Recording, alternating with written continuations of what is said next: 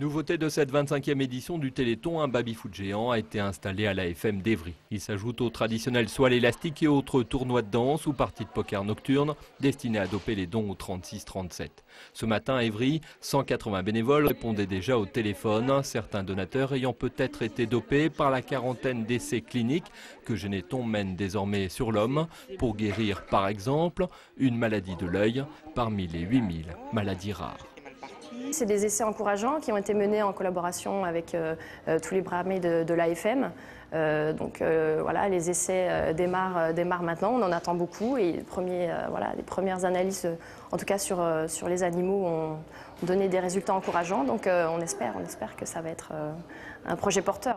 Après avoir identifié en 25 ans 3400 gènes à l'origine de la plupart des maladies neuromusculaires et après avoir par exemple réussi à traiter une cinquantaine d'enfants bulles dans les années 2000, les scientifiques du Geneton ont réussi des essais prometteurs sur des souris et des chiens souffrant de cécité. Aujourd'hui, toujours avec l'argent du Téléthon, à Nantes, une équipe de scientifiques et d'ophtalmologistes ont traité les premiers patients humains avec la même technique que celle qui avait été appliquée sur le chien.